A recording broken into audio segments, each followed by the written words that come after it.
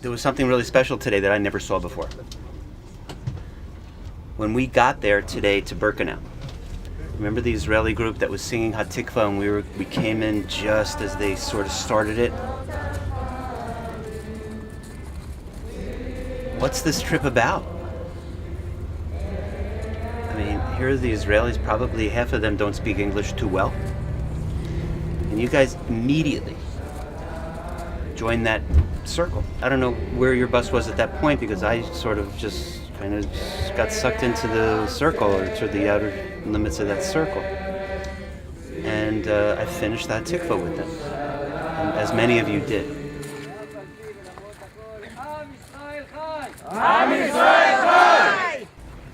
And to me, you guys know I've been doing this for a while, and to have you do that just because it was there and you felt it really meant a lot to me.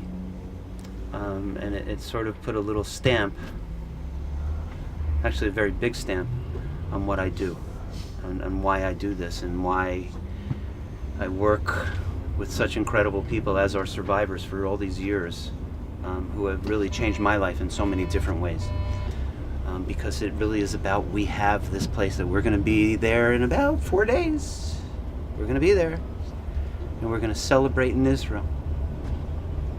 And Israel is we live in a really tough neighborhood there, guys. One of the reasons all this security is happening is because, there's still people that just don't understand us as Jewish people. There's the anti-Semitism is rearing its ugly head. And I'm not telling you to be proud because we had the Holocaust. I'm not telling you that. I'm telling you to be proud because we have Israel.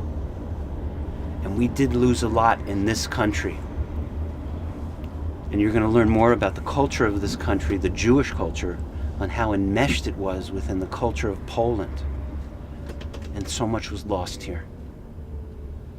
And we gained so much by me feeling and being there with you in that circle at the end of that Hatikva.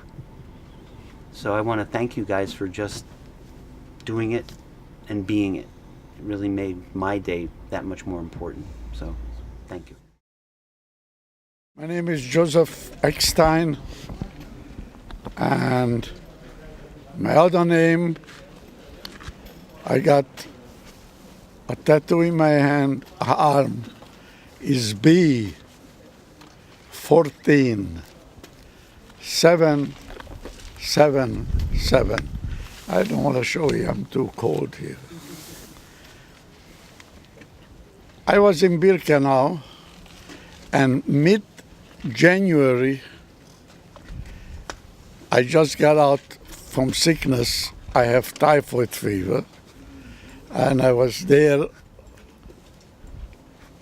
and I got a little bit better, so I helped on that it was a little hospital.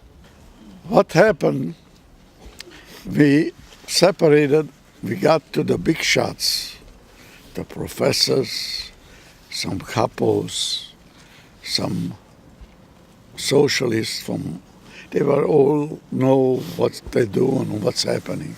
And we listen. I speak German. And we found out that march, they wouldn't make it. That's it. Can you tell us about, there were boys with you that were experimented on? Can you share that? The twins. The twins, I have one, the twin was around 13-year-old, both of them. And they were experiment. One got a bone out, the other one got something out from his head, and they were alive, or it was not there. And we helped them. We brought them back to Hungary. The twins, most of the twins were Hungarians. Mengele, I met him 2 times. Mengele, you heard about Mengele? He selected 2 times in Birkenau. I don't know, I don't want to talk about Birkenau. They told me I cannot talk. We'll talk about Birkenau at Birkenau.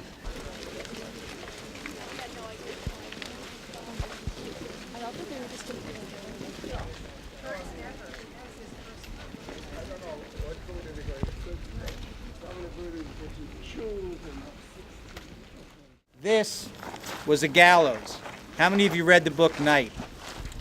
You remember that Elie Wiesel talks about a little boy who was hanged, and he wasn't heavy enough for his neck to snap when he was dropped from the gallows. And he hung there choking to death for a long time. And the prisoners were forced to walk along this road and look at the bodies of the men who died on the gallows and this little boy who spent several hours choking to death hanging from this gallows. Again, another way that the Nazis used to dehumanize and to torture the people that were here. Okay? Look around. You have to kind of use your imagination. My first trip here, one of the people with me said, you know, I can't think of this as a concentration camp. It kind of looks like a college campus.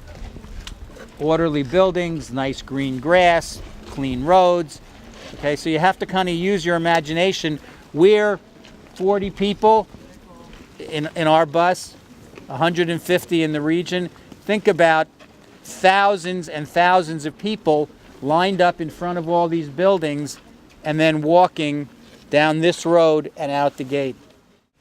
We need to look at this and think about the fact that that hair represents people. It's not just a raw material, but think about how many people died for the hair that's on display here. And this is only a little bit of what was found here.